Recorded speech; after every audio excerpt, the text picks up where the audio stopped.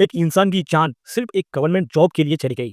हाँ, ये सच है। उत्तर प्रदेश में बिजनौर से एक केस सामने आया जो सिर्फ एक क्राइम नहीं बल्कि एक सोचने पे मजबूर करने वाली हकीकत है। दीपक कुमार, एक रेलवे टेक्नीशियन, अपने घर में नवरात्रि की पूजा कर रहा था और अचानक कोलैप्स हो गया। उसकी पत्नी शिवानी ने कहा कि यह हार्ट अटैक था, पर जब पोस्टमार्टम रिपोर्ट सामने आया, सच भी सामने आ गया। दीपक को स्ट्रैंगुलेशन से मारा गया। पर सबसे बड़ी बात यह है, क्या एक औरत किसी को मारने के बाद इजीली पहुंच सकती है? क्या मैट्रिमोनियल लॉज का मिसयूज हो रहा है? क्या सिर्फ पैसा, पावर, ग्रीड और सेक्स, हवस, लास्ट की भूख इंसानियत से बड़ी हो गई है? ये एक इंडिविजुअल केस है या फिर सोसाइटी में एक पैटर्न बन रहा है? बताइए, आप क्या सोचते हैं? दीपक कुमार एक सपने देखने वाला आदमी था। अपनी फैमिली के साथ एक शांति भरी जिंदगी जीने का उनका सपना था। 29 साल की उम्र तक उसने काफी संघर्ष देखा था। पिता का देहांत, परिवार की जिम्मेदारी उठाना और एक बेहतर भविष्य के लिए कठिन फैसला उठाना या और एक भविष्य के लिए कठिन फैसला लेना। मुकंदपुर बिजनौर का रहने वाला दीपक पहले मणिपुर में सीआरपीएफ था, लेकिन 2023 में उन्होंने पैरामिलिट्री जॉब छोड़कर इंडियन रेलवेज ज्वाइन की। इसके पीछे दो ही कारण थे, एक घर के पास सेटल होने की और फैमिली के साथ एक अच्छे जीवन जीने की। प्यार मतलब लव दीपक की जिंदगी का एक बड़ा हिस्सा था। एक लंबे प्रेम संबंध के बाद उसने शिवानी से 17 जनवरी 2024 को शादी की। जल्द ही दोनों माँ बाप बने। बच्चे 7-8 महीने का था। दीपक दीपक अपनी परिवार को लेकर बहुत सीरियस था।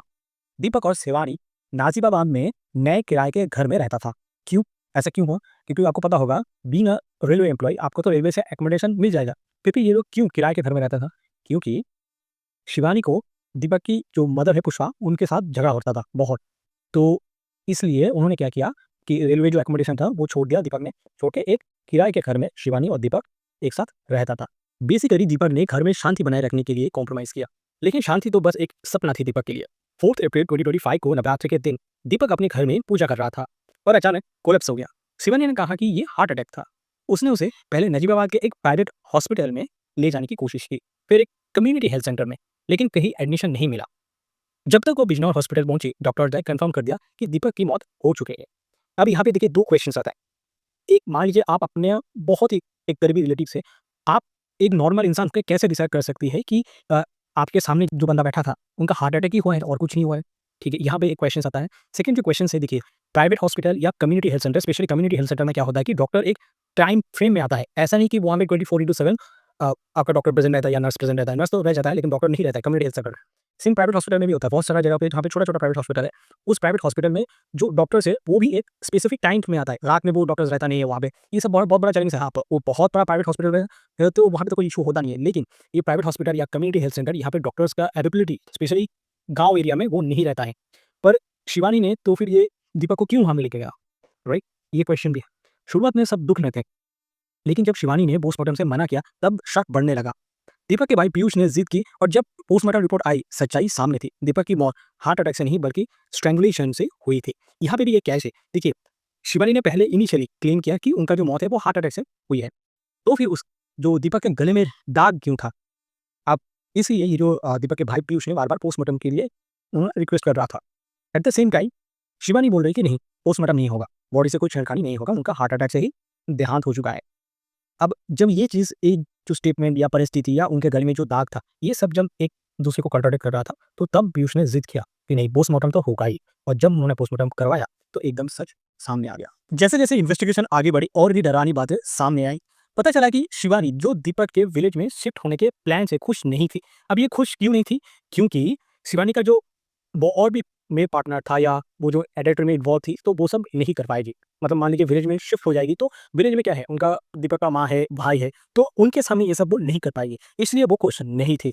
उसने उसे पहले ड्रग्स या स्लीपिंग पिल्स दी, मतलब 4 अप्रैल को ये दी, और फिर ये बहुत बड़ा कांड कर दी। इस तरीके से प्लान किया गया था जो दिखाता है कि ये एक सोची-समझी साजिश थी। दीपक की माँ पुष्पा और उनकी भाई पीयूष ने पहले से ही कह रहे थे कि शिवानी का व्यवहार उनके प्रति सही नहीं थे, अच्छी नहीं थी। पुष्पा ने तो ये तक भी कहा कि शिवानी कभी-कभी उन्हें मारती थी जब दीपक काम पे जाता था। पोस्टमार्टम रिपोर्ट ने और एक बात स्पष्ट कर दी, दीपक शायद खाना खा रहा था जब उस पर हमला हुआ, क्योंकि उसके गले में एक फूड पार्टिकल्स मिले। स्ट्रैंगुलेशन एक रस्सी से की गई थी जो प्लान की गई हत्या का सबूत था। जब सर सामने आए, शिवानी को अरेस्ट किया गया और जुडिशियल कस्टडी में भेज दिया गया। लेकिन सवाल यह है, क्या सिर्फ एक गवर्नमेंट जॉब के लिए कोई इतना बड़ा गद्दार हो सकता है या फिर उसके पीछे कई और हिडन मोटिव्स हैं? ये सिर्फ एक क्राइम स्टोरी नहीं बल्कि एक डरावनी सच का आईना है। ये कहानी सिर्फ एक क्राइम की नहीं बल्कि ग्रीड, बिट्रियल और इंसानियत की गिरते स्टैंडर्ड की है। शिवानी 27 साल की थी, चाहरपुर बिजनौर की रहने वाली थी। पुलिस ने शिवानी को 7 अप्रैल 2025 को अरेस्ट किया।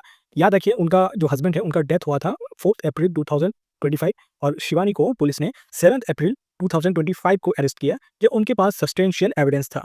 लेकिन ये सिर्फ शिवानी का काम नहीं लगता है। पुलिस ने एक अनआइडेंटिफाइड अकम्प्लेंस के खिलाफ भी केस रजिस्टर किया। क्या शिवानी ने सिर्फ अपने फायदे के लिए मर्डर किया या इसके पीछे और भी मोटिव्स थे? शिवानी के इस कांड के पीछे का असली मोटिव क्या था? क्या ये सिर्फ एक गुस्से का अंजाम था या फिर एक वेल प्लान मूव जो सिर्फ एक गवर्नमेंट नौकरी और पर्सनल फायदे के लिए किया गया? दीपक और शिवानी के बीच टेंशन काफी टाइम से बढ़ रही थी। रिपोर्ट्स के मुताबिक दीपक को शक था कि शिवानी किसी और के साथ एक्स्ट्रा मैरिटल अफेयर में थी और इस वजह से दोनों के बीच कई बार झगड़े हुए। ये डाउट सिर्फ इमोशनल नहीं बल्कि दीपक के डिसीजन को भी इन्फ्लुएंस कर रहा था। पुलिस ने एक अनआइडेंटिफाइड अकम्प्लाइंस का भी जिक्र किया एफआईआर में, जो शायद इस मर्डर में शिवानी का साथी था। मतलब ये एक लौता प्लान नहीं बल्कि एक बिगर कॉन्स्पिरेसी का हिस्सा था। शादी सिर्फ एक रिश्ता नहीं, एक वादा होता है सुख दुख में साथ निभाने का, विश्वास का और समर्पण का। जब शिवानी ने दीपक से शादी की तो उसने भी वही वचन दिए होंगे जो हर विवाह में दिए जाते हैं, प्रेम, वफादारी और साथ निभाने का वादा। लेकिन जो सच सामने आए वो इन शादी के वचन का बिल्कुल उल्टा था। एक तरफ दीपक एक प्यार भरी जिंदगी बनाने का सपना देख रहा था, अपनी नौकरी, फैमिली और एक सुखमय जीवन पर ध्यान दे रहा था। दूसरी तरफ शिवानी का लक्ष्य पैसा और फाइनेंशियल सिक्योरिटी था और अपनी खुद की चाहत पूरी करने के लिए वो अपनी एक्स के साथ प्लेजर ढूंढ रही थी। तो यहाँ सबसे बड़ा सवाल ये उठता है, क्या लॉयल्टी सिर्फ एक वर्ड बनकर रह गई है? क्या शादी सिर्फ एक लीगल बाइंडिंग या लीगल कॉन्ट्रैक्ट है जिसमें कोई भी अपनी कन्वीनियंस के हिसाब से रिश्ता तोड़ सकती है? वो 7 वचन जो एक पति और पत्नी को एक दूसरे के साथ जोड़ने का काम करते हैं, उनका क्या हुआ? अगर शिवानी ने पहले से डिसीजन ले लिया था कि वो अपनी पसंद और प्लेजर के लिए कहीं और जाएगी, तो फिर दीपक से शादी क्यों की? क्या ये एक सेल्फिश मूव था या सिर्फ एक कैलकुलेटेड गेम जिसमें दीपक सिर्फ एक फाइनेंशियल सिक्योरिटी से ज्यादा नहीं था?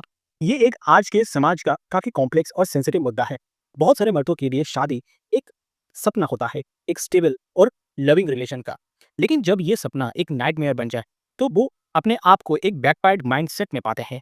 ये टर्म उन मर्दों के लिए यूज होते हैं जो शादी और रिलेशनशिप को लेकर अपनी उम्मीद खो देते हैं, ज्यादातर फाइनेंशियल और इमोशनल एक्सप्लोरेशन के कारण। एलिमनी का फाइनेंशियल बर्डन एक बड़ा फैक्टर है। जब एक शादी टूटती है तो अक्सर मर्दों को अपनी प्रॉपर्टी का एक बड़ा हिस्सा देना पड़ता है, चाहे गलती उनकी हो या ना। ये डर उन्हें अक्सर चुप रहने पर मजबूर करता है, चाहे उनकी पत्नी उनके विश्वास को तोड़कर एडल्ट्री करे। डिवोर्स के बाद का फाइनेंशियल लॉस और लीगल बैटल्स का स्ट्रेस उन्हें इमोशनली और मेंटली ड्रेन कर देता है। दीपक और शिवानी का केस भी कुछ ऐसा ही था। दीपक एक लविंग हस्बैंड था जो अपने फैमिली के लिए एक स्टेबल लाइफ बनाना चाहता था। लेकिन शिवानी ने या उनकी एरेंज्ड अफेयर, उसकी ग्रीड ने उनकी जिंदगी खत्म कर दी एवं दीपक की जिंदगी ले ली। रिपोर्ट्स के मुताबिक शिवानी ने दीपक को पहले सिर टूल्स दिया और फिर गला घाट के उनकी हत्या कर दी। ये एक प्लान्ड एक्ट था जो सिर्फ फाइनेंशियल सिक्योरिटी और पर्सनल मोटिव के लिए किया गया था। ऐसे केसेस मर्दों के अंदर एक डर पैदा करते हैं। क्या वो अपनी पत्नी के अगेंस्ट आवाज उठाने की हिम्मत करेंगे या फिर एलिमनी और लीगल रिपरकशन के डर से चुप रहेंगे? ये डर सिर्फ फाइनेंशियल नहीं बल्कि फिजिकल सेफ्टी का भी है। एडल्ट्रियस वाइफ और उनके बॉयफ्रेंड के साथ मिलकर किए गए क्राइम्स काफी अलार्मिंग है। ये एक सामाजिक समस्या है जो सिर्फ एक जेंडर के लिए नहीं बल्कि दोनों के लिए टॉक्सिक है। क्या शादी अब सिर्फ एक लीगल कॉन्ट्रैक्ट बन गई है जिसमें ट्रस्ट और लॉयल्टी का कोई मतलब नहीं है? ये सवाल हर किसी को सोचने पर मजबूर करता है। ये एक गहरे और चिंतन को जागरूक करने वाला विचार है जो हमारे समाज के बदलते मूल्यों और प्राथमिकताओं पर प्रश्न उठाते हैं। जब हम अमृतकाल की बात करते हैं तो एक नए, समृद्ध और शक्तिशाली भारत की बात करते हैं, परंतु कुछ लोग ये मानते हैं कि हमारा संस्कृति और नैतिक मूल्य संकट में है। समाज में व्यभिचार और नग्नता के बढ़ते प्रभाव से एक मुद्दा उभरता है जो न केवल व्यक्तिगत पसंद का प्रश्न है बल्कि एक सामाजिक प्रवृत्ति बन रहा है। जब नई पीढ़ी इन बातों को सहज रूप से अपनाने लगती है तो इसका असर न सिर्फ उनके व्यक्तिगत संबंधों पर पड़ते हैं बल्कि समाज की बुनियादी संरचना पर भी होता है। विश्वास, वफादारी और समर्पण जैसे मूल्य जो एक मजबूत परिवार और समाज का आधार होता है, धीमे धीमे कमजोर पड़ जाता है। कुछ लोग इसे पश्चिमी संस्कृति का प्रभाव मानते हैं जबकि कुछ इसे स्वतंत्रता और व्यक्तित्व का प्रतीक समझते हैं। लेकिन ये सवाल विचारने योग्य है। क्या ये स्वतंत्रता एक स्वस्थ समाज के लिए उपयुक्त है? क्या हम मॉडर्निटी के नाम पर अपनी सांस्कृतिक परंपराओं से समझौता कर रहे हैं? व्यभिचार का असर केवल व्यक्तिगत रिश्तों तक ही सीमित नहीं रहता। ये एक परिवार को बर्बाद कर सकता है। बच्चों के पालन-पोषण को भी प्रभावित कर सकता है। इवन क्या होता है कि बच्चों का जो ट्रैफिकिंग होता है या उनके अगेंस्ट में जो क्राइम होता है, तो इसके लिए एडल्टरी ज़िम्मेदार है। और एक ऐसा चक्र शुरू हो सकता है जो समाज के नैतिक तत्व को क्षति पहुँचाता है। नम्रता का सहजीकरण भी एक ऐसी संस्कृति को बढ़ावा देता है जो तुरंत संतुष्टि पर केंद्रित है, ना कि गहरे संबंधों और भावनात्मक बंधनों पर। ये एक सामाजिक विमर्श का विषय है। क्या हम अपने नए भारत के सपने को अपने सांस्कृतिक और नैतिक मूल्यों के साथ चल सकते हैं? या फिर हम उस दिशा में बढ़ रहे हैं जो हमें हमारी असली पहचान से दूर ले जा रही है? आप क्या सोचते हैं? क्या ये समाज का एक स्वाभाविक विकास है या फिर एक चेतावनी है जो हमें अपने मूल्यों पर पुनर्विचार करने के लिए विवश करती है? With this note, let's wrap up this video for today. Thank you guys for watching this video till the end. आपसे मुलाकात होगा नेक्स्ट वीडियो पे. Till then, bye bye.